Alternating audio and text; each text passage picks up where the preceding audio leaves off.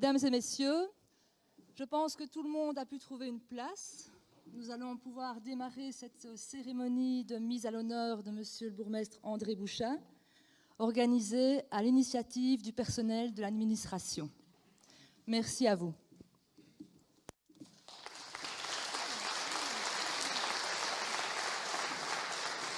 Nous allons aborder l'ordre du jour du Conseil communal qui appelle le budget de... Oui, vous vouliez passer. Je pense que vous aviez vu une mouche. Bon.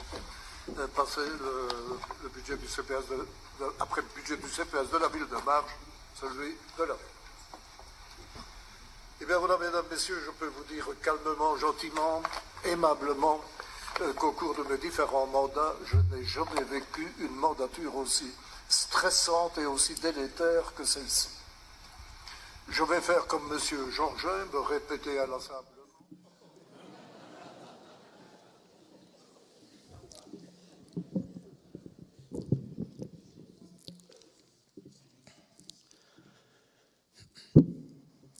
Monsieur le bourgmestre, Madame la ministre, Monsieur le gouverneur, Monsieur le président, Mesdames et Messieurs les mandataires, députés, bourgmestres, échevins, conseillers communaux, conseillers de CPS, président de CPS, chers membres de l'administration communale, chers habitants de Marche, Mesdames et Messieurs. Au nom de la ville de Marche, je voudrais tout d'abord vous souhaiter la bienvenue et vous remercier toutes et tous de nous avoir rejoints aussi nombreux. Oui, vous êtes nombreux ce soir, et c'est finalement logique, tant notre bourgmestre André Bouchat a pu avoir une influence sur l'existence et peut-être les choix de vie d'un grand nombre de personnes. Il a donné un emploi à certains, ou aidé d'autres qui étaient en recherche. Il vous a aidé ou conseillé au moment de construire votre projet familial, votre projet de vie, lorsque vous étiez à la recherche d'un logement, ou pour tout autre service qui fait qu'à un moment donné, on finit par appeler ou par téléphoner au mailleur, à toute heure de la journée ou de la nuit. Parfois, surtout parce qu'on sait qu'on trouvera du réconfort, on sait qu'on trouvera une écoute attentive ou un début de solution. Il vous a rendu d'autres services, assurément, car nous savons tous qu'il n'en a jamais été avare. Il a aussi été un collègue mandataire pour nombre d'entre vous, un collègue bourgmestre passionné par sa commune, un parlementaire expérimenté qui était aussi redouté tant il maîtrisait ses dossiers et n'hésitait pas à monter à la tribune du Parlement wallon ou du Sénat. Il vous a aussi rendu fiers, chers habitants de la ville de Marche, fiers de la commune dans laquelle vous habitez.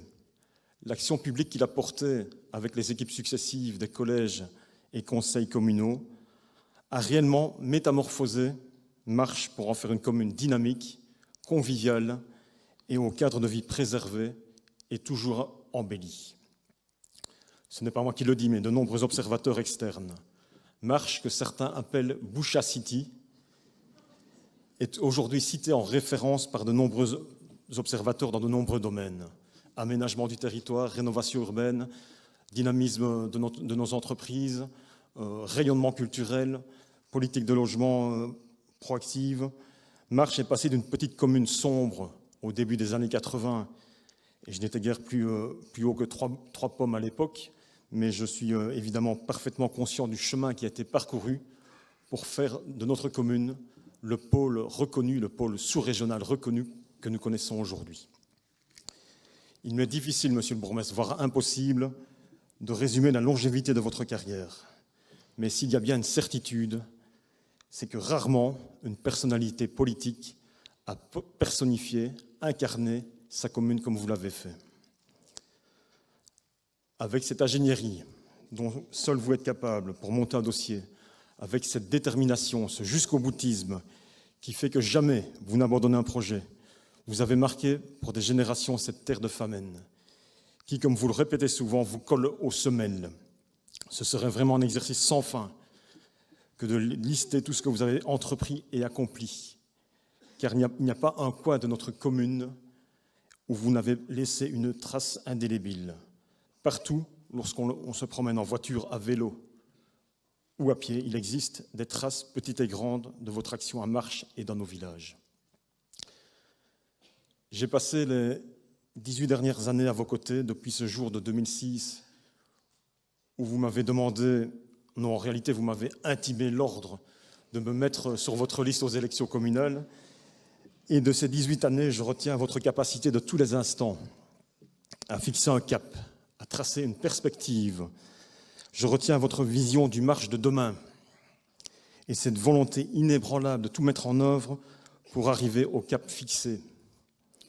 Je retiens cette force inébranlable pour déjouer toutes les embûches et saisir les opportunités. Et je retiens surtout ce sens de l'intérêt général communal. Cette vision, assurément, vous avez pu la mettre en œuvre à travers cette discipline que vous affectionnez tant, qu'est l'aménagement du territoire, et dont nous avons pu mesurer les résultats au fil des décennies à travers les opérations de développement rural, de rénovation urbaine, les contournements, les zones d'activité économique, le patrimoine bâti sans cesse rénové. C'est vraiment toute une commune qui a été métamorphosée sous votre action éclairée.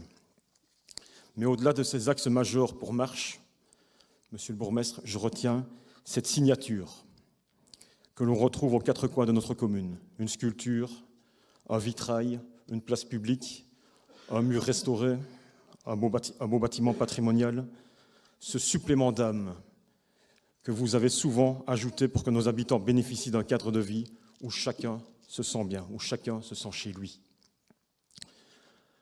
Monsieur le bourgmestre, je vous assure aujourd'hui, et je le fais devant témoins, que nous prendrons soin de notre commune, de votre commune.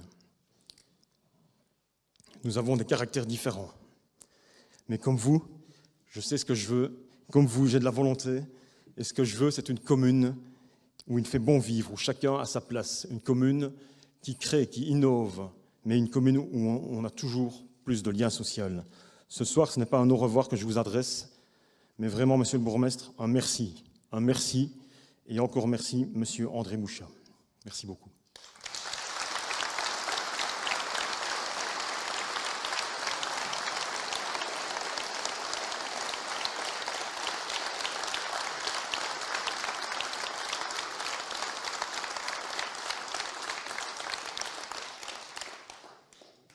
Et comme je sais, monsieur le bourgmestre, que vous appréciez beaucoup la musique, et la musique classique en particulier, nous avons maintenant un étudiant de l'IMEP, originaire de Roumanie, monsieur David Ursey, qui va nous offrir quelques notes de musique sur un violon conçu par les élèves de notre école de lutherie basée à Marlois.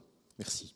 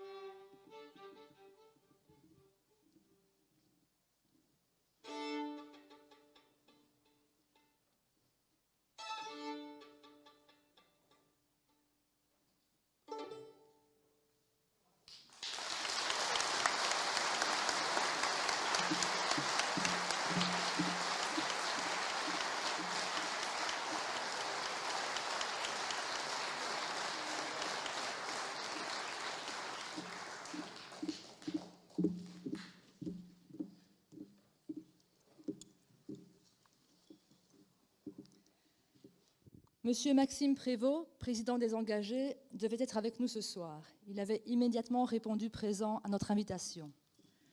Malheureusement, actualité politique oblige, il ne peut être physiquement avec nous. Il s'en excuse. Néanmoins, il tenait à vous adresser quelques mots, monsieur le bourgmestre. Bonsoir à toutes et à tous et bonsoir en particulier à toi, mon cher André.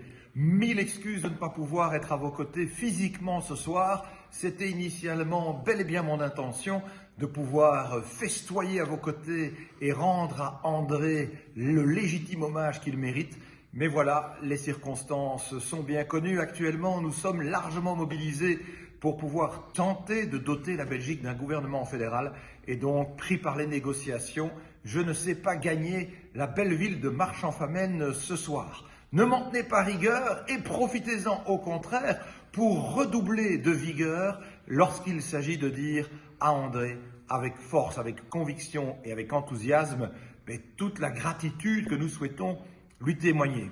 Alors c'est vrai André, j'étais bien plus jeune lorsque nous nous sommes croisés la première fois, très impressionné par l'homme de Marche-en-Famenne, sa stature, sa carrure, le ton de sa voix, qui affirme effectivement beaucoup de confiance en lui et plus encore une volonté forte de pouvoir transformer son territoire. Parce que oui, mon cher André, si tu as une belle personnalité, tu as aussi eu la capacité d'avoir de l'impact. Ils sont nombreux en politique à pouvoir parfois égrener les années de carrière, mais peu ont la faculté d'avoir un impact réel. Alors, maintenant que se clôture près de 40 années de service, 38 pour être précis, au service de la commune de Marche-en-Famenne, sans oublier les années au préalable de parlementaire, tantôt comme sénateur, tantôt comme député, avec des couleurs du parti centriste qui ont pu varier et des dénominations qui se sont enchaînées, tu es resté fidèle à ton territoire, à ta manière de t'impliquer au service de tes citoyens, et ça, chapeau. Personne aujourd'hui ne peut dire que Marche-en-Famenne ne serait ce qu'elle est s'il n'y avait pas eu André Bouchat. Une capacité de mener les dossiers, de frapper aux bonnes portes, d'activer son réseau, une vision pour le développement de son territoire, une capacité de l'incarner avec force, une capacité tantôt teintée de fausse modestie, de concrétiser des projets qui sont palpables pour les générations futures, et le souci aussi de tirer sa révérence politique au moment où, grâce à ta bienveillance, une nouvelle génération est en capacité de prendre le relais. Je pense en particulier au nouveau bourgmestre Nicolas, mais aussi à la nouvelle ministre Valérie. Et donc, franchement, avec beaucoup de sincérité, avec beaucoup de gratitude, merci. Merci André pour ce que tu es, pour ce que tu as fait. Et je te souhaite maintenant de profiter au maximum du temps que, enfin, tu vas pouvoir t'accorder pour les tiens, pour tes proches, et je le sais, pour continuer passionnément à nourrir Marche-en-Famenne, ses habitants et tout ce qui fait la beauté de ce beau territoire. À très bientôt, André, et d'ici là, belle soirée à toutes et tous autour d'un grand homme.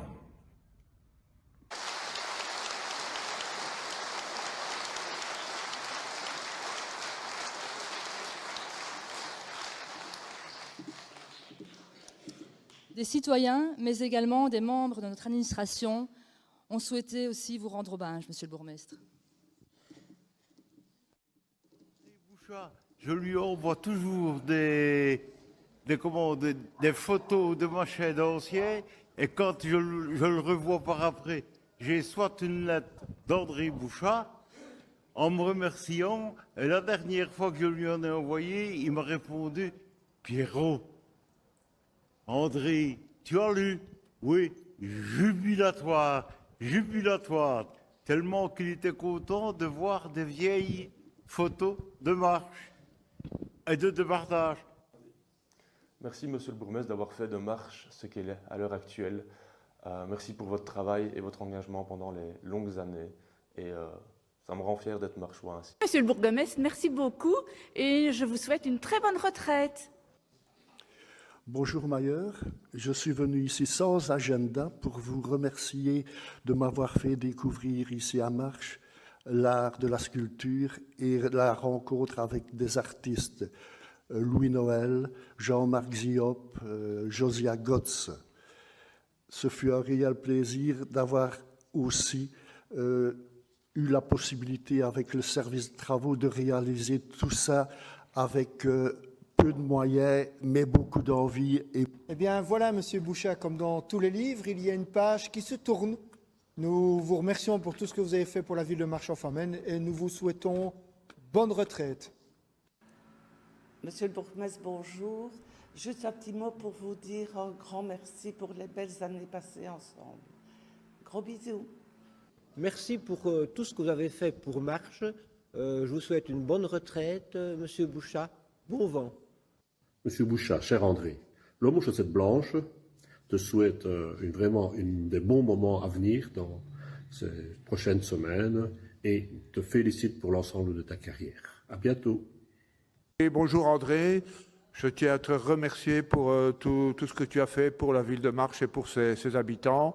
J'aurais aimé que tu restes encore quelques années, mais là, j'ai là. Au début, j'avais peur de vous. Maintenant, j'ai appris à vous connaître, à connaître votre humour et j'adore partager les moments avec vous. Bonne route à vous, profitez. Simplement un grand merci, un sincère merci pour tout ce qui a été fait durant toutes ces années et au plaisir de te recroiser très vite dans les rues de Marche ou ailleurs. Monsieur le bourgmestre, un jour une collègue m'a offert ce cadre. Je n'ai pas choisi d'être marchoise, j'ai juste eu de la chance. La chance d'avoir Marche comme ville d'adoption et de l'avoir adoptée. Merci de m'avoir accueilli dans votre administration et profitez bien de votre belle ville. Ben voilà André, c'est moi, Thierry, je suppose que tu m'as reconnu. Nous deux, c'est une longue histoire, mais je crois une belle histoire quand même, in fine. Malgré un peu les différences d'idées à certains moments, il y a eu quand même une grande confiance. Et donc moi, je t'ai fait confiance, tu m'as fait confiance pour tu sais bien quoi. Alors moi, je dis André, merci et bonne retraite. Si André Bouchat devait un jour faire son apparition dans le dictionnaire, je proposerais comme définition: homme politique belge, aux semelles profondément ancrées dans sa terre de Famenne. Volontaire, visionnaire, bon gestionnaire, mais quelque peu autoritaire.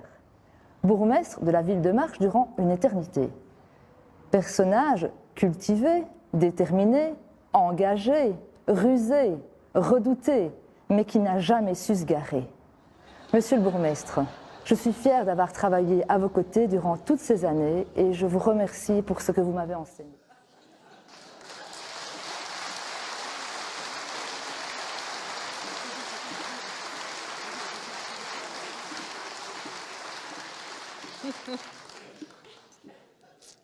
Je n'ai pas menti. Je cède maintenant la parole à Madame Valérie Lescrenier, ministre du gouvernement wallon et de la Fédération Wallonie-Bruxelles.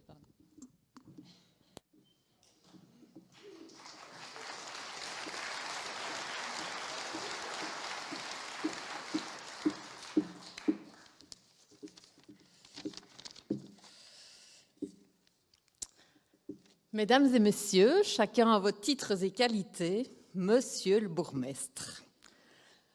Nul besoin de remettre en perspective tout le travail qui a été mené pendant 48 ans au sein de la ville de Marche, qu'il s'agisse de développement économique, social, urbanistique, culturel, numérique, de transition écologique, de mobilité, de participation citoyenne ou encore plus récemment d'un beau grand projet sportif, d'une auberge de jeunesse ou d'une cité administrative. Et ce, avec la passion dévorante et toute la créativité qu'on vous connaît.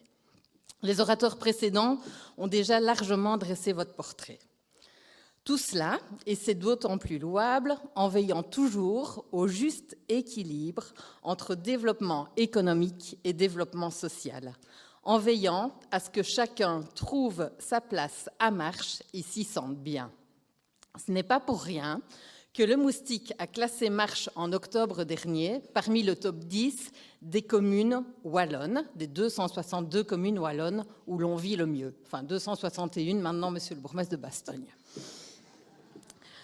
Au niveau wallon, le travail d'André Bouchat est reconnu partout. Je le constate particulièrement aujourd'hui avec ma nouvelle fonction de ministre où l'on ne cesse de me parler de notre André Bouchat, député, sénateur, bourgmestre. Un homme qui a impressionné ses collègues, on l'a dit, un homme d'action, acta non verba, comme il aime le dire. D'une banale petite cité de Famenne, il a réussi à faire s'envoler Marche, à la faire devenir un pôle de développement, un pôle de service, une cité remplie de caractère, de charme, mais surtout d'âme.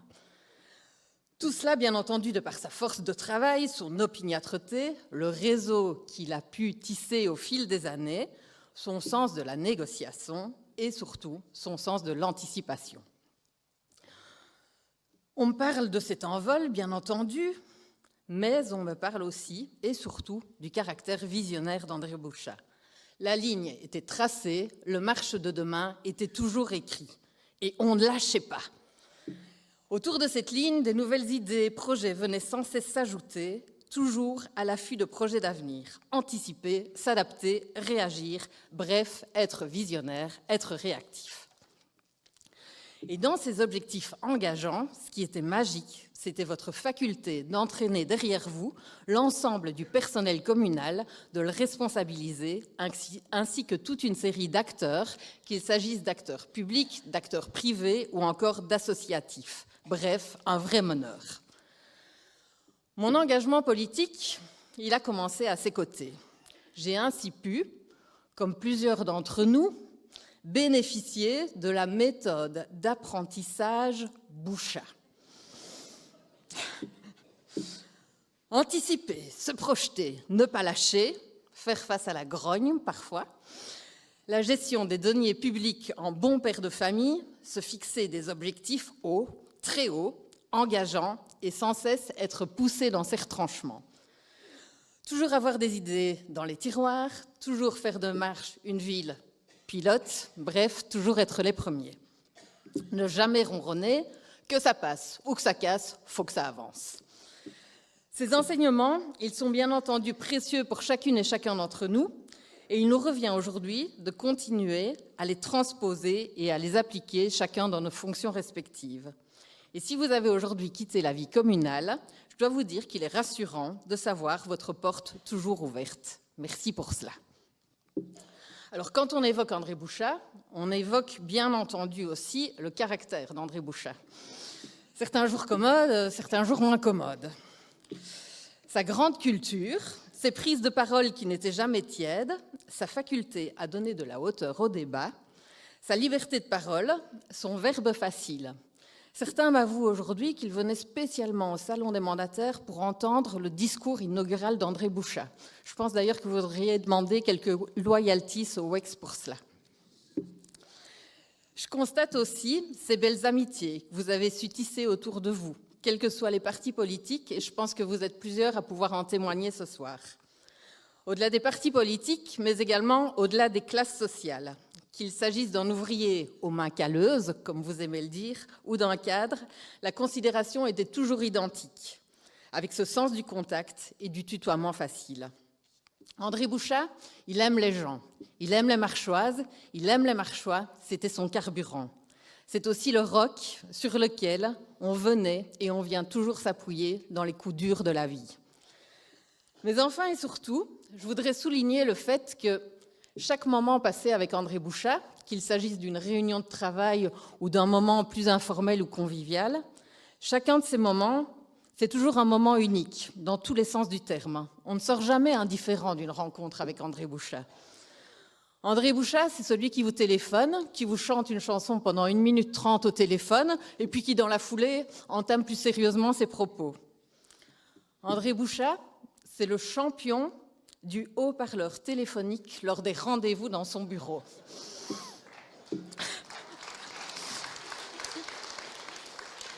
Je t'appelle pour ceci.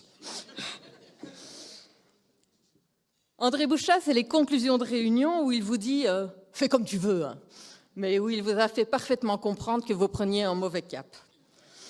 C'est celui qui siffle en regardant le ciel quand les débats s'enlisent et qui fait gentiment comprendre à ses interlocuteurs qu'il est temps que la discussion se termine.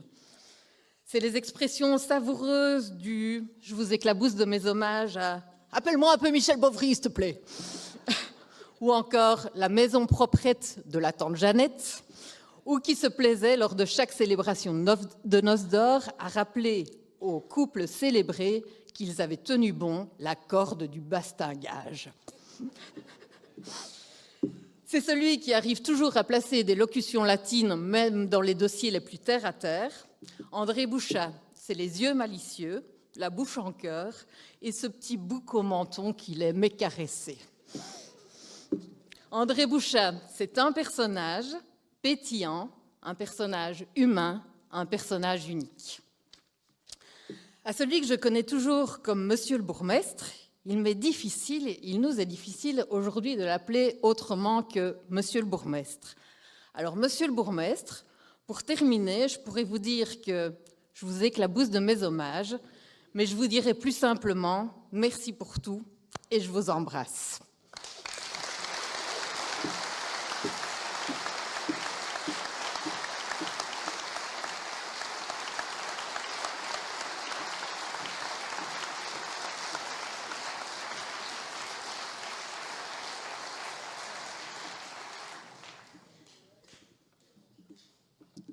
Voici de nouveau quelques hommages de citoyens et de membres du personnel. Ça représente vraiment la ville de Marche. C'est lui qui a rendu cette ville aussi agréable, aussi attrayante. Et nous lui en sommes très grés en tout cas. Marche est élégante et cultivée, à votre image, monsieur le bourgmestre. La culture est le socle fondamental d'une société en plein essor. Tels ont toujours été vos propos, dans des termes plus raffinés. Nous craignons que la maison de la culture soit trop étroite pour vous mettre à l'honneur, or elle est grande de sens et de valeur. Maître Jacques Bailly disait sur un air théâtral et avec son look de d'Artagnan, que vous lui avez envié par ailleurs, « Avant, nous étions jeunes et beaux. Maintenant, nous ne sommes plus que beaux. » Merci pour le bel homme que vous avez été et que vous restez. Grand merci à vous et une bonne poursuite au niveau de vos nouvelles activités. Merci à vous. Tout d'abord, un grand merci personnellement pour moi. Je tenais à vous remercier aussi pour la belle ville que vous avez laissée aux citoyens, puisque moi, après des années, j'ai retrouvé une ville magnifique. Je voulais juste vous dire qu'il manquait une école supérieure et surtout un magasin de lingerie. Voilà, merci pour tout, bonne continuation et que tout aille bien pour vous. André, malgré tout le respect que je te dois, je me permets de te tutoyer et je te remercie pour tout ce que tu as fait pour le village. Ce n'est pas des fleurs pour toi, mais c'est de tout cœur que je te les offrirai, mais c'est pour ma femme. Allez, bonne chance dans ta retraite. Cher monsieur le bourgmestre, afin de vous préparer cette vidéo, le service population a décidé de fouiller dans ses archives à la recherche de photos pour nous inspirer. Et voici ce que nous avons trouvé.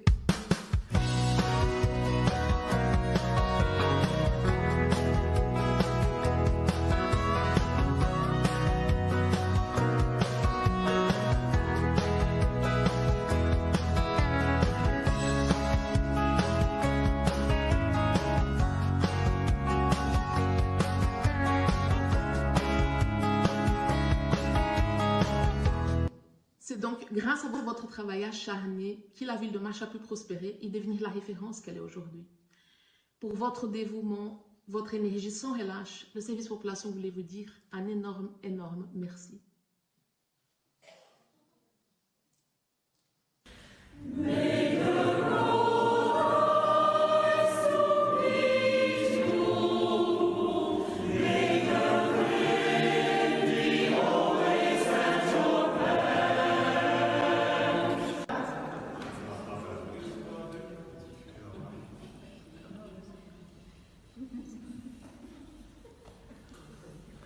Merci, Monsieur Bouchat, pour tout ce que vous avez fait pour notre ville, pour Marche, parce que je pense qu'elle a fortement grandi et s'est épanouie grâce à vous et grâce à tout ce que vous avez mis en place.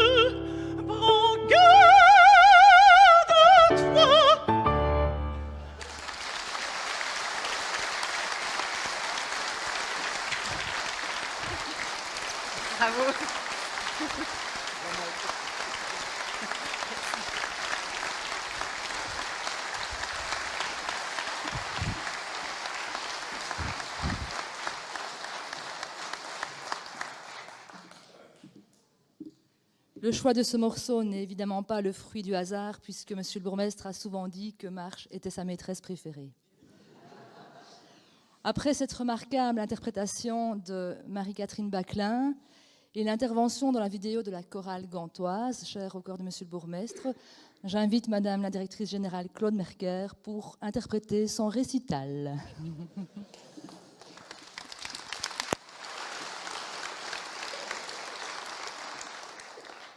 Eh bien, c'est pas facile, hein? On va essayer. Monsieur le bourgmestre, Madame Bouchat, vous qui nous suivez sur YouTube, Christine, Eric, Emmanuel, les grands-enfants, les petits-enfants de Monsieur le bourgmestre qui sont tous là, Monsieur le bourgmestre Grégoire, Monsieur le bourgmestre Bourguignon, que je salue également, Madame la ministre Lescrenier, Monsieur le président du Parlement wallon Borsu, Mesdames et Messieurs les membres actuels et passés des collèges et conseils communaux, chers membres de l'administration ville et CPS, actifs et pensionnés, chers citoyens marchois, et puis aussi, Mesdames et Messieurs, en vos titres et qualités, car il y a tellement de personnalités ce soir, Messieurs les gouverneurs, Messieurs les députés, Messieurs les bourgmestres de l'arrondissement de la province de Luxembourg et de la province de Luxembourg, sans oublier les autorités militaires, sans oublier la zone de police, la zone de secours. Mais voilà, j'ai fini par tous les citer.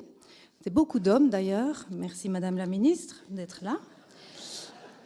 Mesdames et Messieurs, en vos titres et qualités, disais-je, je ne sais pas si c'est une folie ou de l'inconscience de ma part d'avoir proposé et fortement insisté auprès de Monsieur le bourgmestre d'organiser une réception pour le mettre à l'honneur. Car partant, c'était accepté, en tant que directrice générale et au nom de l'administration communale et de tous ses agents, de prendre la parole, alors que tout à l'heure, il viendra à cette même place prononcer un discours. Parler avant Monsieur le bourgmestre, c'est comme assister à la première partie d'une vedette. Vous n'êtes pas venu pour elle, mais il va bien falloir patienter. Parler après, c'est comme être obligé de prendre le dessert que vous n'avez plus du tout envie de le manger, tellement les plats précédents étaient délicieux. D'ailleurs, figurez-vous qu'au Salon des mandataires, au Aix, la grande messe du monde politique francophone, certains ne venaient que pour ça, écouter le discours du Mailleur de Marche. Je précise que je n'ai pas écrit mon discours avec Madame la ministre, mais nous nous rencontrons sur plusieurs points. Et donc, ça veut vraiment dire que c'est la pure vérité. Je me suis demandé s'il existait une parade, une recette miracle pour capter votre attention.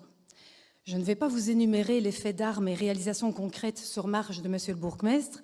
D'autres l'ont fait en d'autres lieux et occasions, tout à l'heure d'ailleurs, et le feront encore sans doute, bien mieux que moi.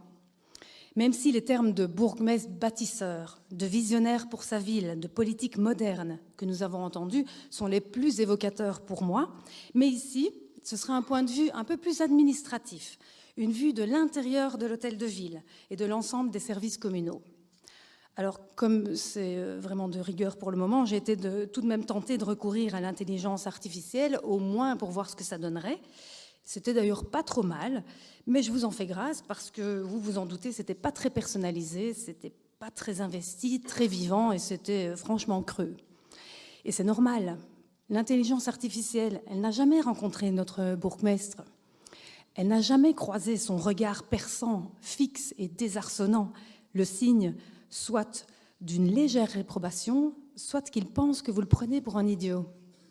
Elle ne l'a jamais vu froncer les sourcils, une moue aux lèvres, signe soit d'une légère réprobation, soit il pense que vous le prenez pour un idiot. Il n'a jamais observé son sourire malicieux, elle n'a jamais observé son sourire malicieux en se lissant la barbichette, la même que Madame la ministre, signe qu'il prépare une réplique cinglante ou un coup pour concrétiser un dossier compliqué. Elle ne l'a jamais vu griffonner sur un papier aussi petit qu'un confetti un plan financier sur 5 ans, ou griffonner un courrier de 2 pages sur ce même confetti, sur le verso. Elle n'a jamais entendu le tapotement de ses doigts sur le bureau, signe qu'il fallait accélérer, ou alors il allait mettre fin à l'entrevue. Elle n'a jamais écouté son silence, parfois inquiétant, et qui nous fait perdre nos moyens. Et puis l'intelligence artificielle, elle ne l'a jamais entendue. Elle n'a jamais entendu cette voix, ce ton rocailleux, volcanique, ferme, capable d'envoyer paître n'importe quelle autorité. Mais aussi cette voix capable d'imiter la moitié des membres du personnel de l'administration, qui pousse la chansonnette, qui décline des locutions latines, et les grands auteurs aussi, qui plaignent d'humanité, de volontarisme pour encourager, motiver ceux qui souffrent au quotidien, pour ceux qui sont en marge de la société, pour les secouer aussi un petit peu quand il fallait, qui utilisent le tutoiement égalitaire, c'est sa formule, avec chacun de ses semblables, qui, quel que soit son grade, son titre, sa place dans la société, qui, avec un seul petit nom, peut refaire toute la généalogie d'une famille marchoise en remontant à minimum 3 générations, terrain et adresse comprises. Une voix, mesdames et messieurs, au service des citoyens depuis plus de 40 ans. Et puis des pics et des répliques devenus presque cultes chez nous au sein de l'administration, avec lesquels on pourrait faire facilement des jeux d'abécédaire à l'infini. Alors je me suis un petit peu essayée. A comme audacieux. Fais-moi le ministre, je vais lui parler directement. Après tout, c'est un peu grâce à moi qu'il est là. Monsieur le ministre, je vous remercie déjà d'accéder à la demande que je viens de vous faire. Clac. B comme boulier compteur. Là, tu retires 3 000 €. Là, tu en rajoutes 50 000. Là, si tu supprimes 60 dans ce budget-là, de toute façon, machin n'y verra que du feu. Tu me suis?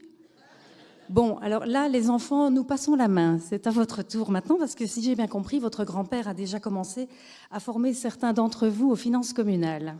Je vous souhaite bien du plaisir. C comme culotté, auprès d'employés chevronnés. Dis, il tente de t'y mettre un fieu. Beaucoup d'entre nous, dont moi, connaissaient une petite appréhension avant de franchir les portes de son bureau quand ils étaient appelés. D comme dépité. Verdammt, tu te rends compte après tout ce que j'ai fait pour lui, j'apprends qu'il fait campagne pour les autres. E comme engagé. Tu as ma parole d'honneur que j'irai jusqu'au bout dans ce dossier, quitte à faire péter la majorité. Ou alors E comme enragé. Je m'en fous du moment qu'on l'est avant Bastogne et Arlon.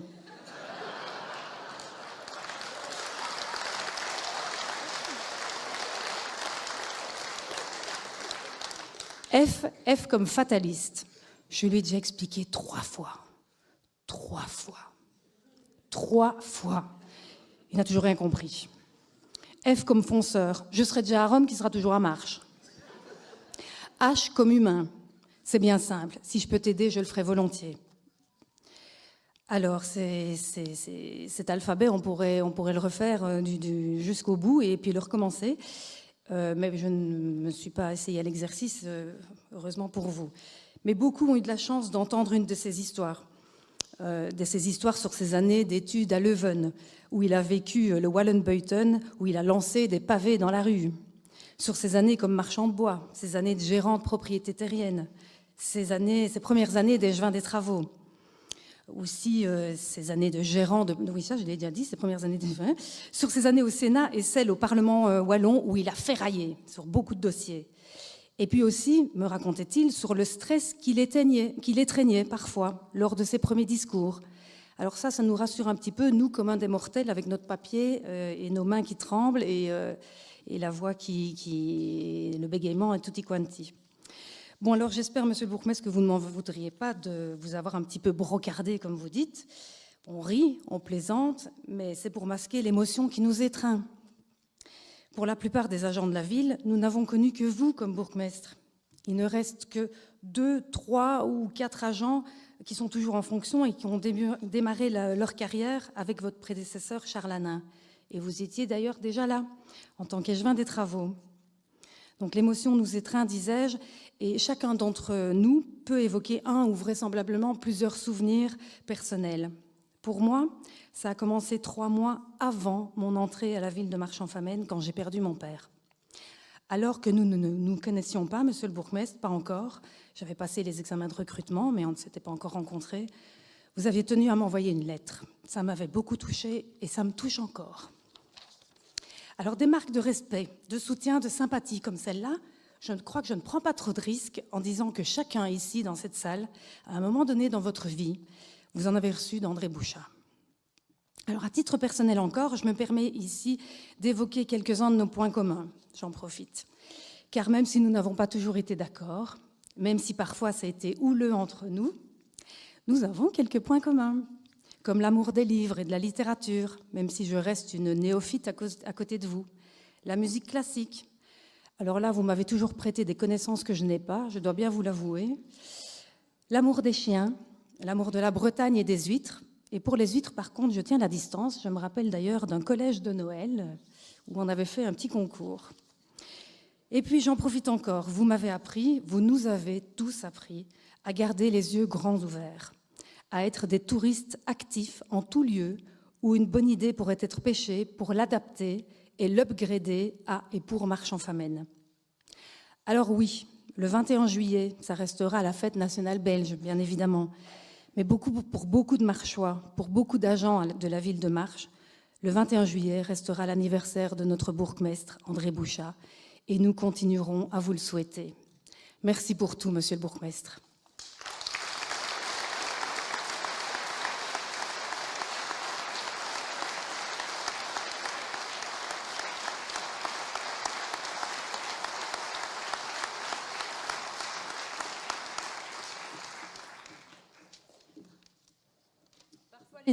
Parfois, les images valent mieux que tous les discours.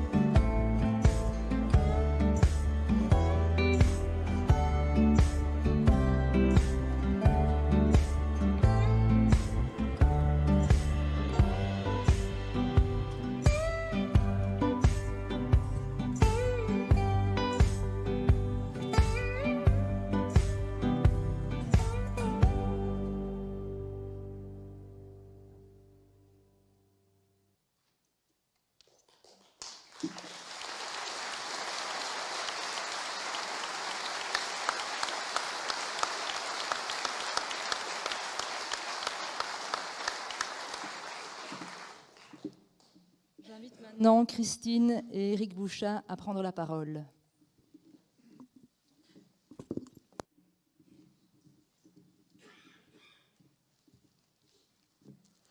C'est malin parce que là, je suis un peu émue après les photos. Donc, Monsieur le bourgmestre, papa, mon cher petit papa, aujourd'hui est un jour particulier, comme ils le sont tous à leur manière. Je prends la parole, je ne prétends pas avoir ton éloquence et encore moins ta mémoire, donc tu m'excuseras, mais j'ai mon copion. Aujourd'hui, l'administration communale te rend hommage. En effet, tu fermes un chapitre de ta vie. Enfin, un chapitre, on s'entend, c'est un euphémisme. 48 ans. Cela fait 48 ans que je venais au monde et que tu avais la joie de pouvoir inscrire sur ton premier tract électoral « Père de famille nombreuse », le premier d'une longue série. Depuis 1976, mon père, c'est cet homme que vous avez pu côtoyer au quotidien. C'est cet homme qui a consacré chaque instant à servir sa commune qui glorifie tant, voire trop. En effet, parfois je pourrais croire que New York n'est qu'une pâle copie face au développement du Marchand-Famenne. Lorsque je regarde en arrière, il est évident de se rendre compte que la commune faisait partie intégrante de notre famille. Elle s'invitait aux anniversaires, au repas de Noël, le dimanche matin, le soir, au restaurant, même lorsqu'on ne l'y attendait pas et qu'on ne l'y avait pas invité. La famille, on ne la choisit pas toujours. Toi, papa, la commune, tu l'as épousée corps et âme. Je dois avouer que l'engagement que tu as pris pour la chose publique, Marche et ses Marchois, n'a pas toujours été facile. Comme tu l'as dit toi-même, lors d'une de tes dernières interviews préélectorales, Tu as sacrifié du temps en famille pour tes concitoyens. J'ai eu souvent de l'amertume pour cette ville. J'ai souvent eu le sentiment de passer après. Je l'ai jalousée, je l'ai détestée. Il faut avouer que ton absence a parfois pesé lourd, très lourd. Mais ta présence, lors de mes mauvais bulletins ou de mes multiples bêtises d'adolescente, pouvait être aussi lourde en fait. En effet, en un seul regard avec tes yeux bleus qui ont ce talent de virer au gris, et je comprenais que j'allais passer un sale quart d'heure. Tu n'as jamais fait les choses à moitié, que ce soit pour ta ville ou pour nous. J'aime à penser qu'il y a encore des vrais politiciens comme toi, qui se donnent à 200%. C'est l'image que tu m'as donnée du politicien avec un grand P, comme des messieurs Maystadt, Goll ou Martens. Et c'est ce qui me fait souvent défendre les politiciens de manière générale, car je sais ce que ça demande comme sacrifice. Mais il faut avouer que prendre de l'âge a du bon. On prend des rides, certes, mais on s'assagit. On se pose, on analyse, on nuance et on regarde le chemin parcouru. Et j'ai compris que c'était ta mission, une réelle vocation, que cette ville était ton moteur. En fait, papa, je dois avouer que je suis extrêmement fière. Je t'envie même. Il n'est pas donné à tout le monde de vivre de sa passion. C'est d'ailleurs un des messages fondamentaux que je donnerai à mes enfants et que je donne déjà. Faites ce que vous aimez dans la vie. Tu l'as fait et tu l'as bien fait. Tu as dit lors de ton dernier conseil communal que tu ne t'étais jamais embêté un seul jour de ta vie. Et sois-en certain, c'est quelque chose que je transmettrai encore à mes enfants, cela n'a pas de prix. Sans être présent au quotidien, derrière l'homme politique, il y a cette image paternelle, mon papa, qui m'a appris, par son exemple, ce que signifie l'engagement, l'honnêteté, le travail, le sens du devoir, la persévérance, la ténacité, la chose publique, la force, l'argumentation, l'autonomie, la responsabilité de famille, le parler vrai, parfois trop vrai. Le courage, oui, du courage il en faut pour pouvoir oser te contredire. Aujourd'hui, alors que cette page se tourne, il faut que tu sois conscient que ce que tu as semé continuera de fleurir, que ce soit ici à Marche, dans nos cœurs ou dans nos familles. Bref, je ne vais pas tomber dans le pathétique, j'ai prévu le paquet de mouchoirs, mais je tiens. Ni tenir le crachard plus longtemps, mais je clôturerai en disant merci papa, merci monsieur le bourgmestre, merci mon petit papa. Merci pour ton exemple, merci pour ton sacrifice. Ce n'est qu'un nouveau livre à ouvrir et sans doute le plus beau et le plus vrai à mes yeux, celui de la famille. Mais également un merci à ma maman, cette dame discrète qui a œuvré dans l'ombre, car sans elle, ce n'aurait pas été possible de la même manière. Papa, je t'aime fort, parfois mal à ma manière. Les chiens ne font pas des chats, comme dit l'adage. Je clôture donc en disant « Quelle fierté j'éprouve, merci et bravo papa ».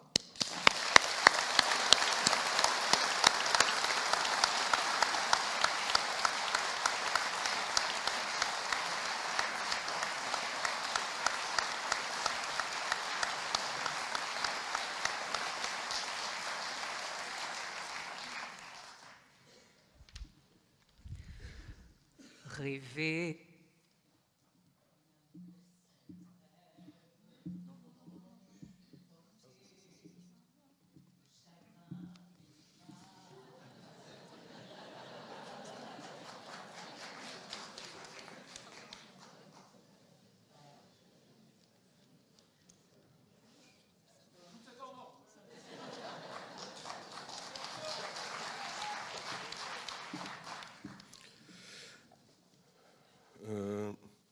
Je serai bref. Contrairement à toi, papa, je déteste parler en public. Donc voilà, cher papa, j'ai bien entendu beaucoup de souvenirs avec toi de ma toute petite enfance.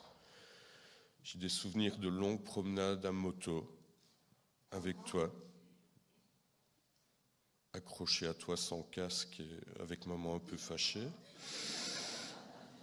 Des souvenirs de promenade à vélo où je me faisais enguirlander parce que j'étais le dernier. Et des longues promenades dans les bois, encore récemment, où tu m'expliquais la beauté d'un arbre, la taille, la droiture du tronc, le nombre de planches qu'on pouvait faire avec, ton vrai amour de la forêt. Aujourd'hui, ce sont d'autres souvenirs qui me viennent à l'esprit. Ceux de ton engagement politique, bien entendu. Au début, pour moi, tout se mêlait. J'avais environ 7-8 ans quand tu as commencé ta première campagne. Et je me souviens, du haut de mes 7-8 ans, d'une espèce d'amateurisme joyeux, tes amis et tes copains collaient, distribuaient avec toi les tracts et affiches. J'ai d'ailleurs retrouvé le tract « La terre de la famine me colle au semelle ». Ou, bizarreté de l'époque, tu tendais un paquet de cigarettes à Paul, qui faisait semblant d'en prendre une. La maison de la chaussée de Rochefort servait de QG, les équipes venaient, elles repartaient avec des tracts, des affiches. Parfois j'accompagnais ces adultes, je les regardais planter les poteaux, les affiches. J'aimais beaucoup ces ambiances. Ma contribution, c'était vous regarder, il y avait de la bonne humeur partout à la maison et une émulation. Je me souviens, on a distribué autant de tracts, une équipe repartait avec plus de tracts. Quand l'âge m'est venu de participer, j'avais un peu moins d'enthousiasme, ça devait être vers 14-16 ans, et j'ai été affecté à un travail beaucoup moins passionnant, et en plus très compliqué pour moi, gaucher contrarié. Je devais rédiger des adresses sur des centaines de courriers à envoyer, avec enveloppe déchirée, faute d'orthographe non tolérée. J'ai dû en faire vraiment quelques centaines. Tout cela nous entraînait très tard le soir, et je me souviens surtout que les équipes rentraient pour goûter aux soupes que tu faisais, que maman faisait pour elles, il y avait vraiment une espèce de, à la fois très organisé et un côté amateur que je considère encore maintenant au final comme très démocratique, un engagement collectif. Puis nous avons grandi et en même temps il me semble que tout ton côté est devenu plus professionnel. Les campagnes étaient un côté moins humain peut-être, mais en même temps plus technique, plus professionnel. Ta carrière aussi a évolué, tu es passé à des échelons supérieurs, le Sénat, la députation wallonne, mais toujours, Marche et ses villages restaient ton focus. Tu nous parlais sans cesse de tes projets et ambitions pour la ville, comme tu le fais avec tes petits-enfants, quand tu expliques à Léopold, 14 ans, comment Marche est exportatrice nette d'emploi, que les budgets sont en équilibre, et que Léopold est réellement intéressé en plus. Je peux dire, pour avoir vu ton travail de l'intérieur, que ton souci d'améliorer la vie des Marchois, et dans le même mouvement de faire de Marche un pôle moderne et attractif, était permanent. Tu gardais pourtant à l'esprit que ce développement devait être durable et gérable. Ça fait déjà très longtemps que tu parlais de développement durable, un concept qui n'avait pas encore atteint le grand public, mais qui faisait partie de tes plans. Tout ça, c'était, mais il y a beaucoup d'hommes politiques dans la salle, donc vous le savez, 7 jours sur 7, sans horaire. Les coups de fil du dimanche matin, 6 heures. Un de tes traits de caractère est de penser que bien n'est pas assez, qu'il faut toujours penser, améliorer, avancer. Au fil de mes années à l'université, où je suis entré en 86, j'ai pu suivre non seulement le développement de la ville et de ses villages, mais aussi l'évolution de la perception que des personnes bien éloignées de Marche-en-Famenne en avaient. Ainsi que me le font remarquer mes collègues anversois, qui m'envoient même des articles te concernant. Bien entendu, rien de cela n'aurait été possible sans les équipes avec qui tu travaillais. Il en aura fallu à tout le monde du courage et de l'ambition partagée pour arriver à ce que nous connaissons aujourd'hui, et aussi pour permettre le rythme et la distance, puisque tu mettais la barre très haut, c'est-à-dire à ton niveau, et tu avais du mal à comprendre qu'on puisse parfois avoir une perception un peu différente des choses, de la vie privée, enfin, soit. À présent, de façon normale et naturelle en démocratie, une page se tourne et c'est ainsi que les choses doivent aller. Mais évidemment, la politique n'est pas un métier et c'est heureux. C'est un engagement personnel, intense, complet, un engagement complexe, un mélange d'ambition, d'affect, d'affection, de soucis réels du bien commun. Un engagement dur et exposé aussi. À mon sens, il est impossible d'entrer en politique à temps partiel ou comme on rejoint une profession.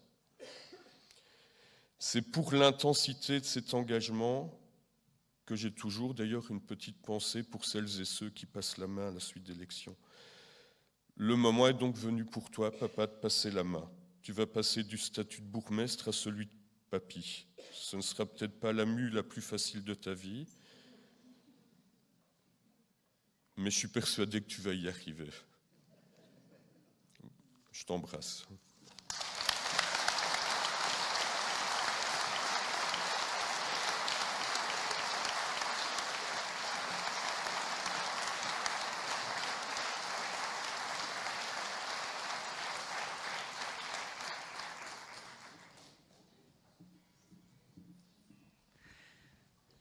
Rêver un impossible rêve, porter le chagrin des départs, brûler d'une possible fièvre, partir où personne ne part, aimer jusqu'à la déchirure, aimer, même trop, même mal, tenter, sans forcer, sans armure, d'atteindre l'inaccessible étoile. Telle est ma quête, suivre l'étoile, peu m'importe mes chances, peu m'importe le temps ou ma désespérance, et puis lutter toujours, se damner pour l'or d'un mot d'amour. Je ne sais si je serai ce héros, mais mon cœur serait tranquille et les villes s'éclabousseraient de bleu parce qu'un malheureux brûle encore, bien qu'ayant tout brûlé, brûle encore, même trop, même mal, pour atteindre à s'en écarteler, pour atteindre l'inaccessible étoile.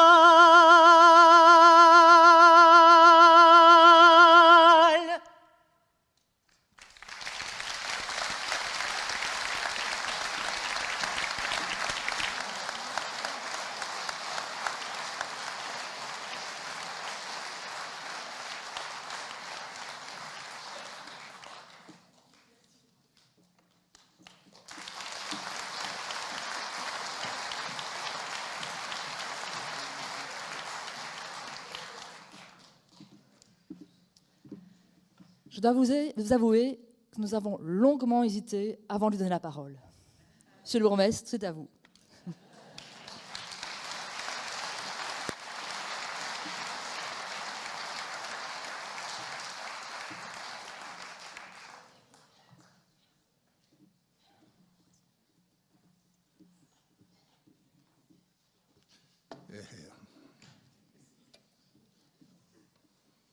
Je ne vois rien.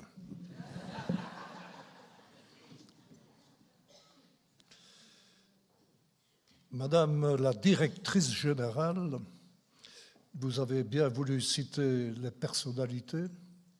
J'en ai salué quelques-unes. L'ancien et le nouveau gouverneur, leur épouse. Mais je sais qu'il y a des amis dans la salle. Je ne vais pas les citer personnellement. J'aurais peur d'en oublier.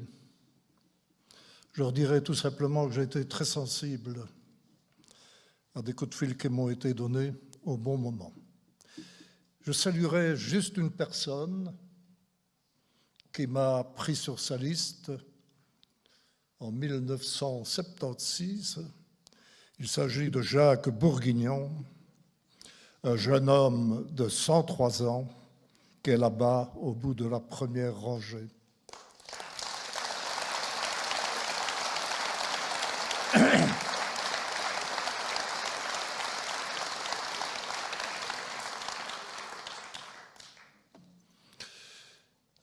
Charles Hanin a vécu déjà longtemps.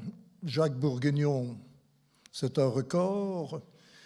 Et à 85 ans, je pense que nous allons coûter cher en pension. Autant aborder l'ordre du jour, si vous voulez, avec humour. Alors, je vais reprendre tes discours à peu près dans l'ordre, mais je tiens à rassurer l'Assemblée d'emblée. Je ne vais pas ouvrir les portes de l'armoire des réalisations de Marche en Famenne depuis 48 ans, dont 38 ans de majorat. Je ne vais pas vous emmener dans les jardins de ma vie privée ni publique. Je pense, voyant aujourd'hui dans le soir, que les Chinois sont dans un cœur joie pour détruire vraiment le pays du Dalai Lama.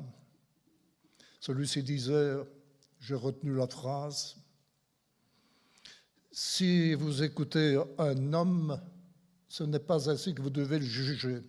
Un homme politique, n'écoutez pas, ne l'écoutez pas, regardez simplement ce qu'il fait. Vous savez ce qu'on a fait, c'est le fruit de toute une équipe soudée, de tout un conseil communal qui a voté 80 ou 95% des délibérations. C'est le fruit d'une administration communale vigilante, car on n'avance jamais seul dans la vie. Alors, comme je ne savais pas ce que vous alliez me dire, je commencerai par remercier mes 3 enfants, Emmanuel, Christine, Eric. Il a fallu toutes les forces de celui qui apparaît comme un bourgmestre coléreux pour ne pas pleurer à chaudes larmes.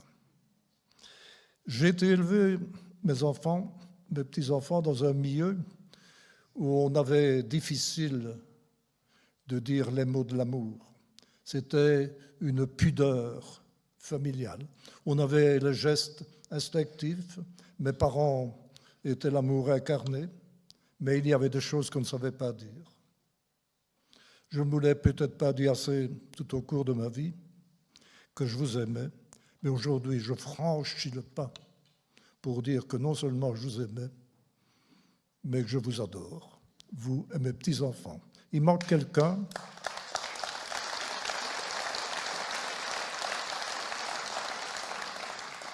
Il manque quelqu'un qui nous suit peut-être sur sa tablette. C'est mon épouse. Et effectivement, sans elle, je n'aurais été que l'ombre de moi-même. Et comme me le disait Emmanuel l'autre jour, c'est un esprit clair, un esprit positif. Elle l'a depuis 14 ans, elle est en dialyse, 3 jours par semaine, souvent conduite aux urgences. Hier, elle avait encore 7,2 de tension. C'est pour ça qu'elle n'est pas là.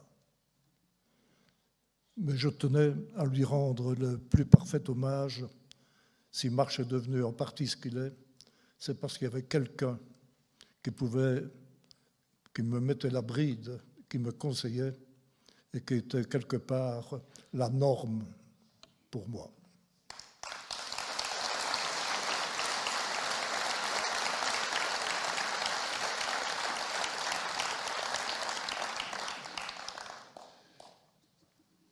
Je ferme la porte de la maison, mon cher Eric et ma chère Christine, et maintenant je vais entrer dans le domaine politique. Vous voyez que le ton est déjà plus joyeux.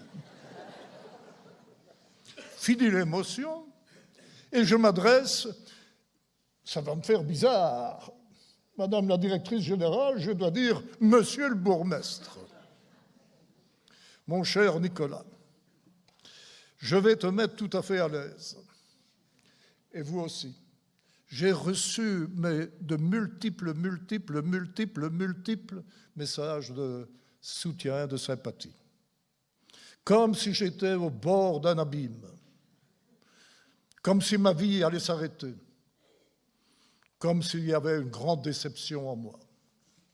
Je vous raconte l'histoire par le menu détail. Nous sommes là dans le café, le Mandabar, ou je ne sais pas comment ça s'appelle. C'est comme ça que ça s'appelle, vous, la mandarine? Bon. À mon âge, je préfère les restaurants que les cafés, mais enfin, soit. Je quitte à minuit. On savait qu'on avait la majorité absolue. J'étais content. Le général Busenschmidt et son épouse me raccompagnent. Je rentre chez moi minuit 10, minuit quart.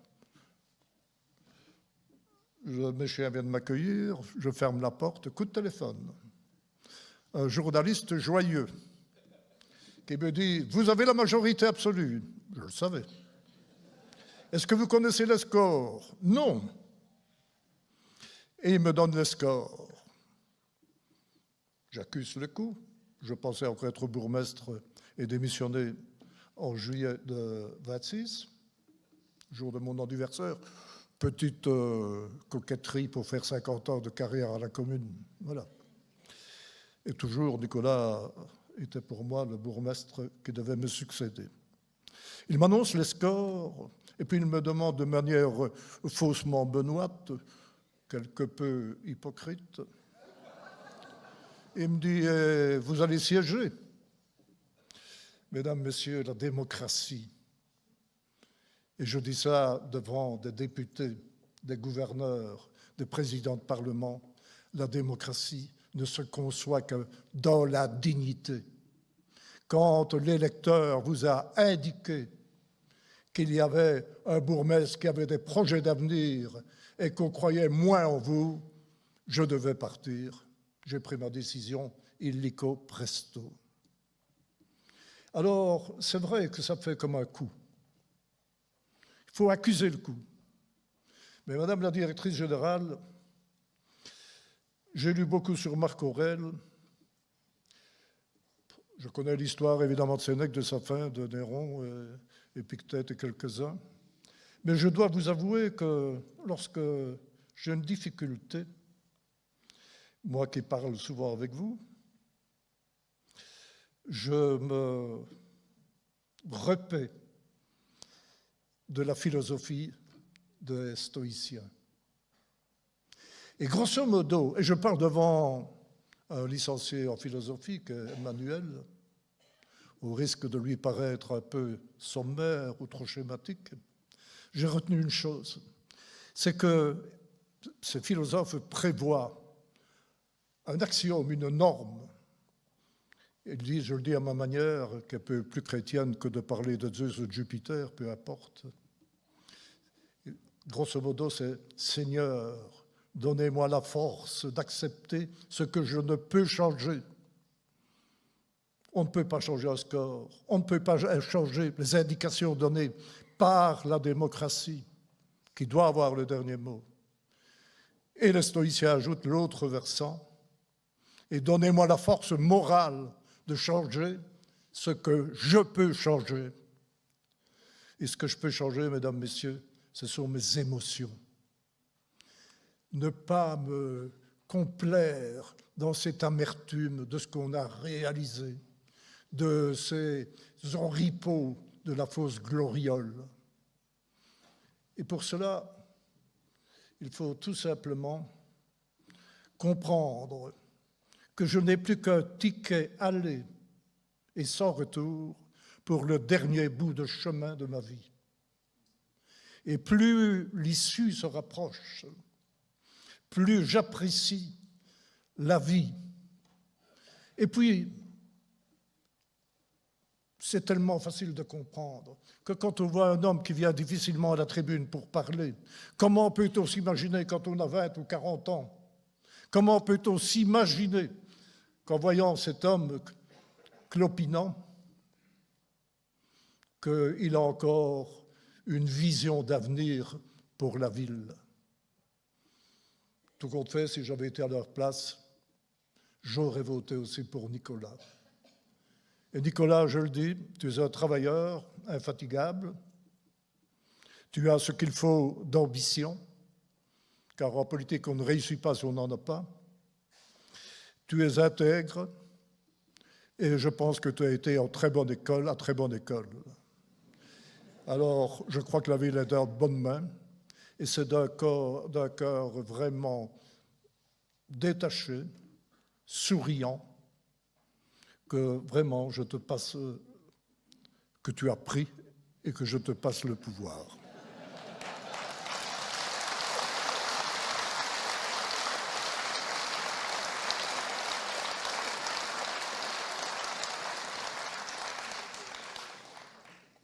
Tu as fait un très bon discours. Je n'ai pas reconnu l'autre de mes élèves, si je puis m'exprimer comme ça. Madame la ministre, je ne vous vois pas. Dans les lumières, il est difficile de reconnaître une autre lumière, mais je trouve que votre propos...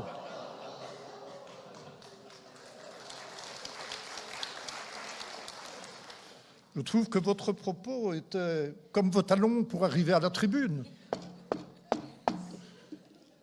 Ça en jette. Et vous aviez la niaque dont je me revendiquais pour la dernière campagne. Ma foi, ma niaque était un peu essoufflée pour la dernière. Mais voilà, vous avez fait un discours que j'apprécie, qui était percutant. Ce n'est pas le minimum syndical, c'est vraiment le discours de quelqu'un comme celui de Nicolas, qui a de l'empathie pour le vieux bourgmestre. Si je peux vous aider, d'une manière ou d'une autre, franchement, je le ferai bien volontiers. Je vous disais, mesdames, messieurs, que je ne parlerai pas beaucoup de mon passé. Je vais vous dire simplement, vous attendez quand même que je vous dise l'une ou l'autre réflexion. Madame la directrice générale, vous avez parlé un instant de mon passé. J'ai terminé mon droit et au moment où il fallait entrer dans la vie, marié, mes parents m'ont demandé de reprendre le petit commerce familial, un commerce d'exploitation forestière et de combustible, et uniquement les charbons à l'époque. Et naïvement, sans trop réfléchir, proche de mes parents qu'adorait ma femme, mon épouse, pardon, nous avons accepté. En réalité, je suis devenu une espèce de contremaître déguisé, autant en salopette qu'avec la machine à calculer. Et j'ai appris une chose qui a été un des marqueurs dans ma vie, c'est que dans le commerce, on ne reste pas à une ligne de flottaison. Vous devez investir sans arrêt, parce que la concurrence à côté de vous, elle investit. Il faut avoir de la créativité. Investir, avoir de l'opiniâtreté, aller dormir avec son échéancier, rencontrer les difficultés et avoir la fierté, non pas comme dans les grandes firmes où on se verse vraiment des parachutes dorés pour quitter, on a la fierté de laisser son nom à une petite firme. C'était chez moi une petite PME, une très petite PME. Et si j'ai travaillé, il y a même eu à Paris, à un moment donné, je ne devrais pas parler de ça, des ouvriers qui travaillaient à côté de chez moi avaient fait à Paris que je ne pouvais pas être universitaire, sinon je ne ferais pas tout ce que je faisais en salopette. Ils ont osé venir frapper à ma porte pour voir le diplôme. Vous vous rendez compte par où je suis passé? Ça, c'est le premier marqueur de ma vie. C'était un repère. Investir, avoir de la créativité et subir les affronts, ne pas broncher et continuer. Le deuxième marqueur, c'est que j'ai eu un peu de chance dans ma vie, une énorme. À un moment donné, on recrutait un gérant de propriété terrienne pour succéder à l'ancien bourgmestre de Ouaha, M. Robert Schrader, qui était devenu député provincial. Par ces examens, je suis engagé. Et là, petit propriétaire terrien, j'ai rencontré des gens qui gagnaient un peu plus que le minimum, qui mettaient franc, parlaient pas d'euros, de côté, pour essayer d'avoir un toit. Je me suis pris de sympathie, d'amitié pour eux. Moi, je n'avais pas encore ma maison, je n'en avais pas les moyens, et je ne voulais tendre la main à personne. Oui, je suis fort indépendant, et j'ai un caractère de cochon, d'accord avec vous. Mais j'ai eu la fierté, franchement, d'essayer de me faire tout seul. Je me suis lié d'amitié avec eux. Et puis, la législation évoluant, j'ai obtenu que l'on fasse les premières expériences pilotes avec la terrienne, la Crèce de l'Orichon, ici à côté, dont j'avais acheté le terrain, pour la terrienne, bien entendu, et on a fait logement locatif public et logement de petits propriétaires terriens, pour éviter les ghettos, de n'avoir qu'une seule norme. Et puis je suis parvenu à faire nommer M. Renard, qui fut le gérant et de la terrienne et de la Famenoise. Et ce logement social, il est resté, je l'ai été 21 ans gérant de propriété terrienne, il est resté vraiment au plus profond de moi-même. Ce qu'on ignore quand vous venez à Marche-en-Famenne, vous bagnaudez un petit coup dans les ruelles étroites, vous voyez les charmes, les statues, et vous dites, tiens, une petite ville bien bourgeoise, puisque aujourd'hui, on nous met sur le même plan, si vous voulez, de qualité de vie que Bruges, que Louvain, et puis c'est Marche qui vient. Eh bien oui, toute ma vie, je me suis battu avec cette idée qu'avoir un toit était primordial et ne laisser personne en marge de la société. Ça s'est traduit, vous savez, dans les faits. Que ce soit pour la maison de repos, que ce soit pour les logements sociaux, et tout le temps, que ce soit avec, je rends encore hommage là, au CPAS, pour la maison des femmes battues, nous avons été tout le temps, comment dirais-je, résidences-services, les logements intergénérationnels, nous avons tout le temps été omniprésents. Et le troisième marqueur, si vous ne pourriez pas le deviner, c'est simplement que j'ai travaillé comme échevin, collaboré avec Charles Hanin. À ce moment-là, du temps de Jacques Bourguignon et de Charles Hanin, ils avaient conçu le plan de cette maison de la culture où vous êtes. Et moi, j'avais été élevé, je voyais la dette faramineuse à l'époque. On parlait de 300 millions de francs belges pour une commune qui ne faisait pas 18 000 habitants, mais 12 000. Je me dis, on va ruiner la commune. Mais là, Charles Hanin m'a fait comprendre que l'argent public devait servir aussi à la culture publique. Une question d'éducation permanente. Et c'est resté ancré en moi. J'entrais dans un monde que je connaissais moins, non pas la culture. J'avais fait des études assez, et les disques ont toujours existé bien avant moi, comme le livre. Mais là, je pénétrais dans un monde que je ne connaissais pas. Approcher les artistes, approcher vraiment ceux qui sont en communication avec le grand public. Et aujourd'hui, la Maison des Cultures collabore avec 15 communes. Là, M. de Caperon, avec lui, nous avons pu donner une assise indispensable à Music Fund. Oui, on a créé aussi, on a fait la connaissance de M. Gauthier-Loup, qui n'avait certainement pas mes idées. Et on a fondé la lutherie, qui est reprise maintenant par l'IMEP.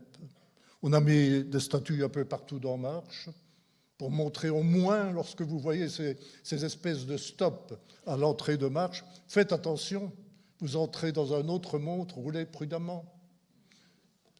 Il y a eu beaucoup de sculpteurs qui ont travaillé pour Marche.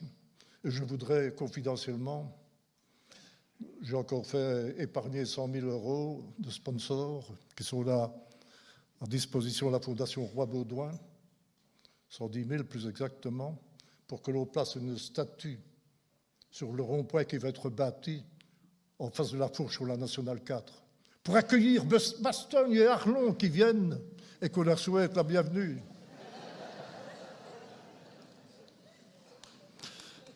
C'est pour toi que je le dis, mon cher Benoît, je sais que tu es là. Voilà, on a fait énormément pour la culture.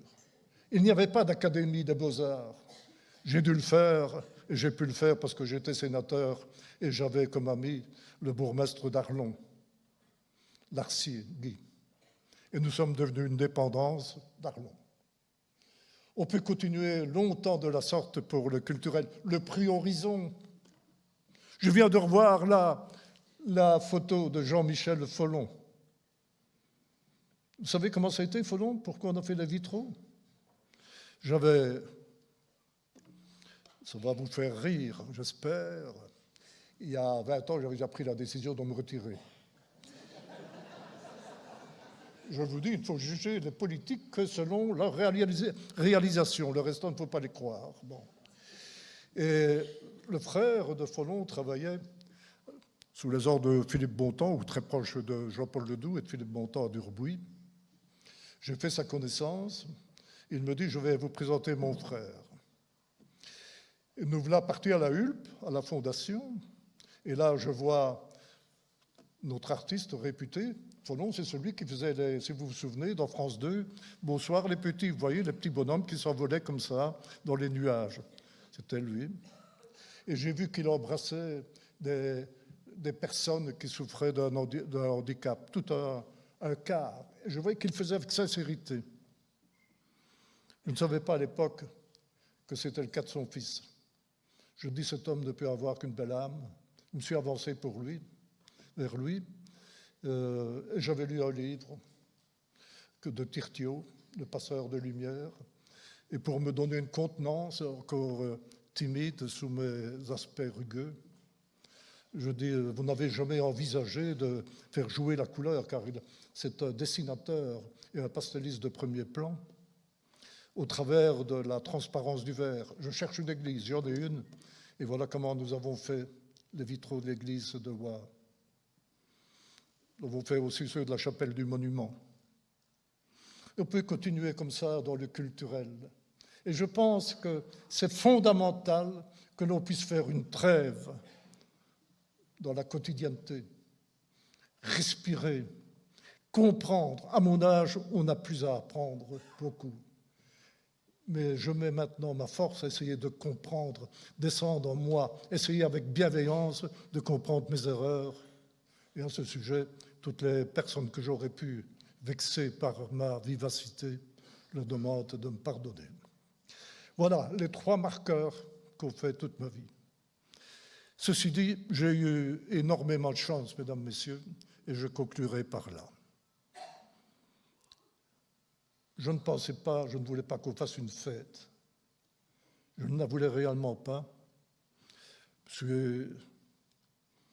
J'ai compris, pour reprendre le terme que j'utilisais, que je faisais une erreur.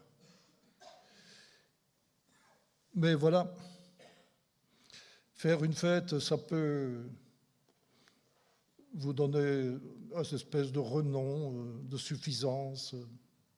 Ce n'est pas mon cas. Moi, je trouve que j'ai eu la chance de faire, comme me le disait ma fille Christine, de ne pas travailler. Que j'aille à la commune tous les jours ne me pesait pas. C'était ma raison de vivre. Et là, beaucoup trop. Je n'ai pas su trouver l'équilibre entre la commune et ma famille. Mais voilà, quand une passion vous dévore, quand vous aimez, vous ne comptez pas, vous ne mégotez pas. J'ai eu la chance de pouvoir compter sur une administration très efficace. Merci, Madame la Directrice Générale. Et je crois que l'art du brocart, je ne parle pas de ce tissu, mais de votre art de me brocarder, vous y excellez. Vraiment, vous avez franchi de limites. Mesdames, Messieurs, je vous dis que dans l'administration communale, quelqu'un l'a dit, je ne sais plus qui. J'ai autant de respect, et je vous expliquais un petit peu ma vie, mes repères, autant de respect pour les mains calleuses, si pas plus que pour les personnes en col blanc. Ceci dit, je vous dis merci à vous toutes et à vous tous. Vous avez monté. Même Napoléon n'a pas eu un sacre comme ça. Heureusement que physiquement, je suis beaucoup plus grand que le Corse. Oui, j'ai eu cette chance de pouvoir compter sur une administration, mais surtout ce que vous ne pouvez pas comprendre, c'est que j'étais porté par un courant entrepreneurial. À Marche-en-Famenne, quand j'ai pris le pouvoir en 1986, vous voyez le lémo, puisque c'est la collégialité la plus absolue, excusez-moi, quand je parle de ma commune, c'est simplement m'identifier à mon plaisir de travailler. Je sais que c'est une appropriation malheureuse, vous me le pardonnerez. Mais voilà, il y avait un courant entrepreneurial. À ce moment-là, naissait le quartier latin pratiquement avec les Houillous, dont le nom était connu. Michel Delay franchissait le cap et partait au zoning avec ses 15-20 magasins. Le groupe Loise, attaché vraiment à ses racines, c'est-à-dire la carrière de Schmelke sur le territoire de Marche.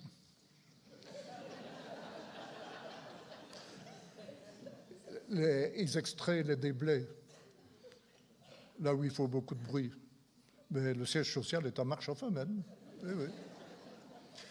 Les Loistes, les petits, vous vous rendez compte, des petits indépendants qui avaient un salon, le salon Auré-Catel, qui franchissent le pas et qui bâtissent le WEX, aujourd'hui 250 000 personnes. J'en oublie, le premier qui a porté cet esprit entrepreneurial venait d'Auton. C'était Berthaud Toussaint avec les Nutons, 300 personnes. Les fruitiers, exploitation forestière, 20, 30 bûcherons, je ne sais pas, par là. Aujourd'hui, le premier scieur du nord de l'Europe dans les résineux. On est porté par cette pépinière de PME qui se développait. Je faisais partie d'un courant, vous vous rendez compte? Donc, pour moi, personnellement, je ne suis qu'un élément parmi d'autres éléments. Je servais de courroie de transmission. C'est vrai que je pouvais avoir le verbe facile, amplifier, convaincre.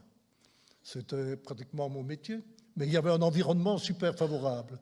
L'originalité, là je le dis à Nicolas Grégoire, aux échevins et à tous ceux qui devront assumer le pouvoir un jour.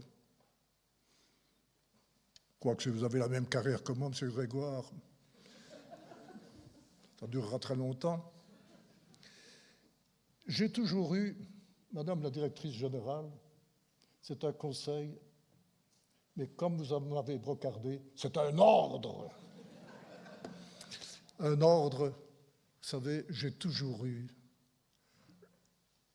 Et là, je vais vous surprendre, l'humilité et la modestie de demander conseil. Quand j'ai pris l'urbanisme en main, on criait au diable ces fonctionnaires délégués de l'urbanisme qui ne se déplaçaient pas et qui d'un trait de crayon vous mettaient « ne convient pas au bon aménagement des lieux ». Plutôt que d'en faire un censeur a posteriori, j'en ai fait un conseiller à Beauvau dès le point de départ. Ils sont venus, chaque fois qu'il y a eu un gros dossier, en rénovation urbaine, en rénovation rurale, pour n'importe quel grand dossier, pour le quartier latin. Ils étaient là, à mes côtés, et ils ont co-créé, si vous voulez, tous les gros dossiers de Marche. C'est l'administration externe, hors de Marche. C'est la même chose, Stéphane, monsieur le commandant de la zone de sécurité des pompiers, est peut-être là. S'il est là, qu'il agite la main, puisque moi je ne vois rien. Mais si je n'avais pas lié des rapports d'amitié avec lui, avec les pompiers, avec les autres bourgmestres, 43 bourgmestres autres que moi, 44 au total, plus ces députés, est-ce que vous pensez qu'on va aller construire la nouvelle caserne? Non. Que ce soit Pierre-Yves Trier pour les communications, les routes, que ce soit les fonctionnaires délégués, maintenant c'est M. Duquesne, avant c'était M. Schwanen et avant M. Van Dreybroek, que ce soit pour les pompiers, que ce soit même pour les caméras de surveillance, un des systèmes très coûteux sans subside, tout ça a été fait, et avec la police, et avec les pompiers, et avec les fonctionnaires délégués, et avec les ingénieurs en chef. Mais ils sont venus au point de départ. Je n'ai pas profité de mon relationnel pour aller faire toc-toc. Mon cher Willy, est-ce que tu veux me donner un subside? Est-ce qu'il me l'aurait accordé? Ça, c'est autre chose, puisque je veux croire que oui. À propos, mon cher Willy, merci pour l'ambiance positive que tu as fait régner pendant 6 ans au sein du conseil communal, je tiens à le dire. Bon. Voilà. C'est comme ça que nous avons pu développer Marche en Famenne, en partant de la base. Et que vous vous appuyez Bouchard ou Tartampion si vous êtes ministre, et qu'à tous les niveaux de pouvoir, vous en avez un avis favorable, je ne vois pas comment ils peuvent vous le refuser. Oui, j'ai eu beaucoup de chance dans la vie, j'ai été aidé. Voilà, j'ai vu Philippe Perret avec sa barbichette blanche, Dieu sait ce qu'on s'est disputé. Mais Philippe, puisque tu es là, je vais prendre mon langage habituel avec toi. Mais nom de Dieu est encore plus mauvais caractère que moi. Hein, bon. Mais je t'adore malgré tout. Voilà, je voulais te le dire publiquement. Cesse de râler. Mon cher Philippe, il nous reste un bout de chemin à faire dans cette vie. Et voilà, mesdames, messieurs, j'en termine réellement. J'étais un peu long. Excusez-moi. Mais aujourd'hui, ce qui compte pour moi, c'est qu'on a mis la jeunesse au pouvoir. Quel bel héritage, un jeune bourgmestre, une jeune ministre. Quel bel héritage que de célébrer la vie. Moi, je m'en irai clopant. Et c'est curieux, très curieux.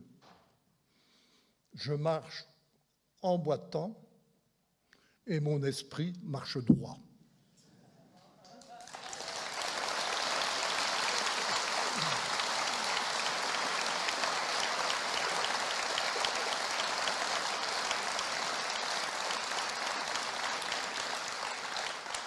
Je n'ai pas fini, je voulais terminer sur une note gaie. Voilà, mesdames, messieurs, je cède le flambeau bien volontiers. J'ai essayé de faire passer l'empathie, mais aussi avec, je crois que c'est 19 millions de boni au total, une commune au top de l'entretien, au top de l'emploi, avec sa 2e ville de Wallonie pour l'emploi. Maxime Prévost, que je remercie pour son propos. Une ville qui est culturellement aussi un pôle, une ville sociale.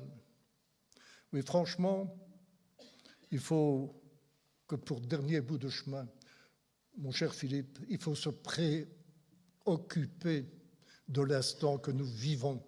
La vie est belle.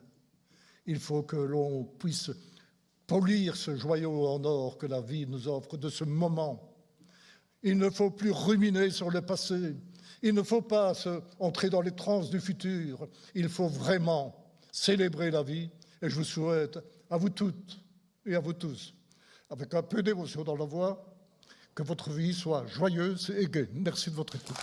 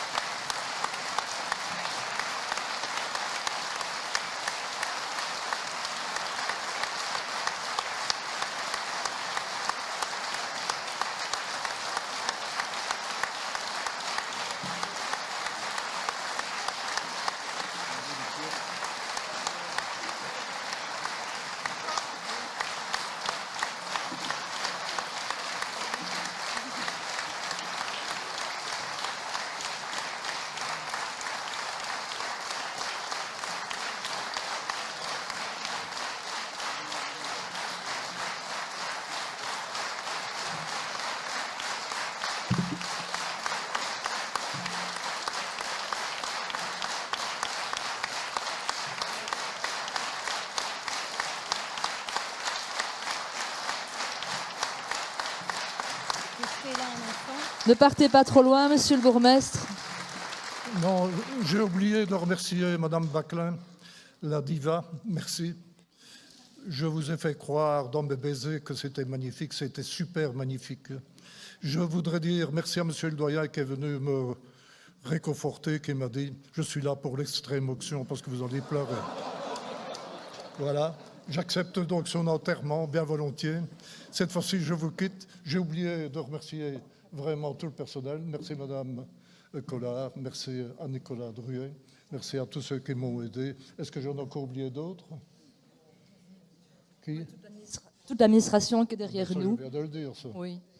Et alors, mais bon, voilà. Et alors, on voulait encore vous remercier. J'appelle 2 hommes forts du service travaux, Mathéo et Victor, s'ils veulent bien venir. J'ai vu Mathéo. Voilà Victor qui descend pour vous remettre quelques cadeaux, monsieur le bourgmestre.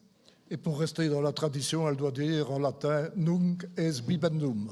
Nunc es bibendum. Dans le moment de boire. Anna aussi, s'il te plaît, au nom du comité de direction de la ville.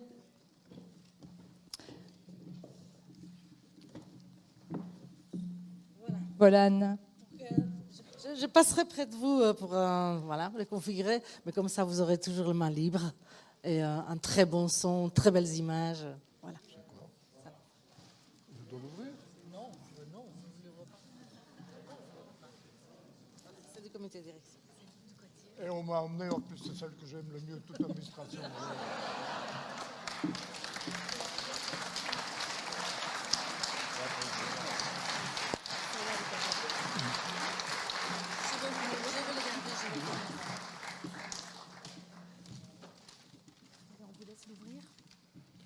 Ah ben, il faut plutôt m'aider.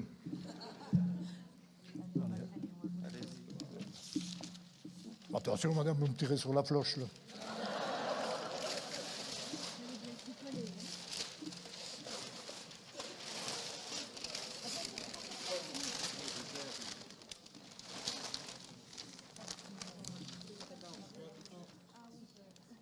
Incroyable, ça. Je dis ça pour me faire plaisir. C'est le seul que je mets.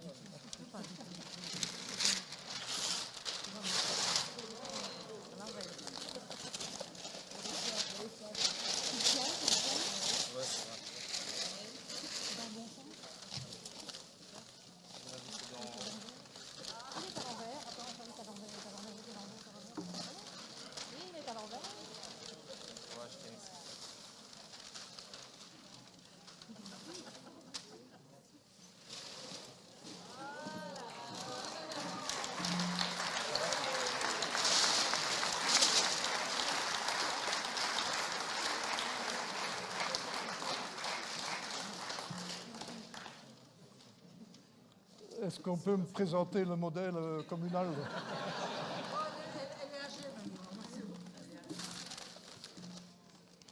Eh bien voilà, mesdames, messieurs, je ne m'y attendais pas du tout, mais franchement pas du tout. C'est un tableau de Marat. Marat, c'est un peintre, à mon avis, comme Andy Warhol, etc., qui a son musée à Gordes, dans le sud de la France. Voilà, c'est un pastel. Et le plus beau compliment qu'on m'ait fait, c'est quelqu'un qui n'y connaissait rien en peinture et qui ne savait pas que c'était un pastel qui m'a dit « Elle est belle, la femme de votre affiche ». Ce qui était pour moi un compliment à l'envers, mais franchement, je l'adore. Franchement, c'est une... Bref, on a envie de rêver. Le problème, à mon âge, il y a des rêves interdits. Oh mon Dieu, vous m'avez gâté alors. Franchement, Nicolas, je n'aurais jamais osé faire un cadeau aussi généreux au bourgmestre sortant. Tu peux mettre la statue là. Là. Voilà. Voilà, mesdames, messieurs, j'avais fait croire un jour à une ministre en fonction, pas Valérie Lescrenier, il y a très longtemps, qui travaillait avec ministre aussi à la communauté française, qui était passé me dire bonjour. Et je lui avais fait croire qu'on avait pris une photo et que Louis Noël sur la photo, avait fait la statue. Et elle est revenue avec son mari pour me montrer.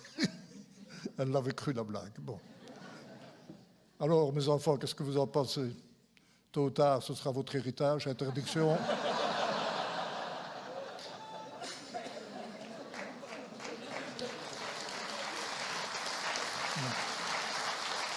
Mille merci à tout le monde. Franchement, c'est remarquable. Hein? J'aurais jamais osé rêver ça. Mille merci. On va voir comment on l'amène à la maison. On vous invite tous maintenant donc pour le verre de l'amitié.